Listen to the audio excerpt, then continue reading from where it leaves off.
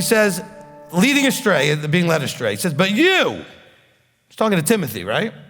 You, stay in what you have learned and trusted, having known from whom you have learned. Paul, he's saying, from me, I taught you.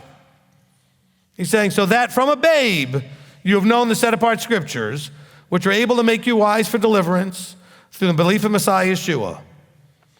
What scriptures is he talking to Timothy about? The New Testament? Didn't exist yet.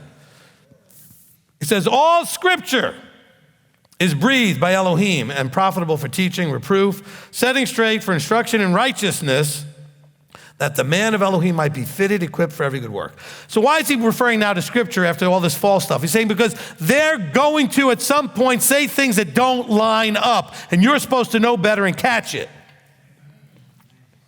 Because it has to line up with the scripture. And now let's understand, we have different writings in your book. Scripture is Genesis through Malachi or 2 Chronicles, the Old Testament. Okay, the Tanakh. I'm not diminishing the new. It has see, we're learning about labels, aren't we? Like evil is a label we didn't understand correctly. The New Testament isn't any less valuable than the Old Testament. It just is called by different phrasing, okay, different label.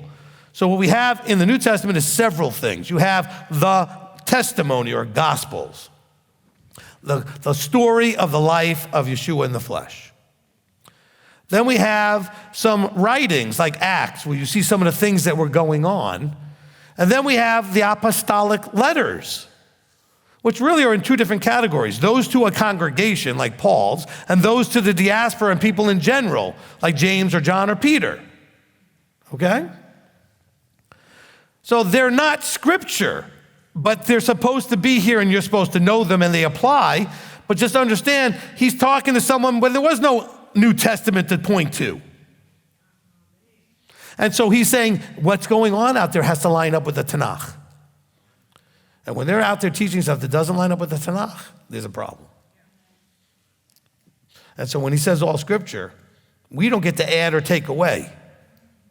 So we don't add Matthew, Mark, and Luke to scripture. We don't add James and John and Peter to scripture. They're in the word here for you. This is because we have those in Revelation. It says that they have the Torah and they have the testimony, okay, of Yeshua. So the Torah is the Old Testament and the testimony is a way of talking about the New Testament. You have both.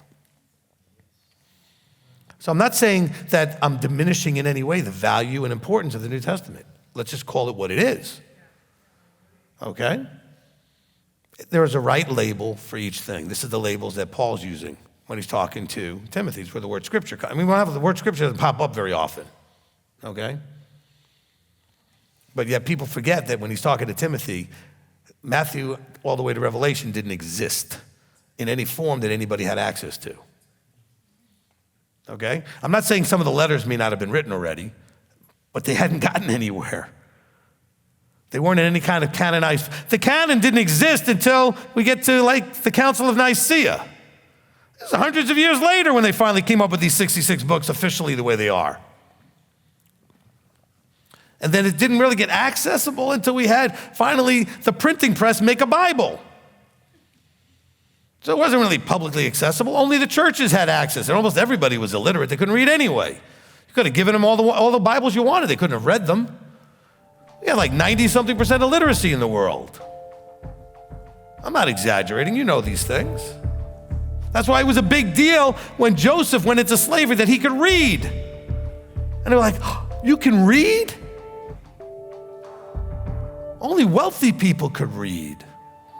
And only not all of them even.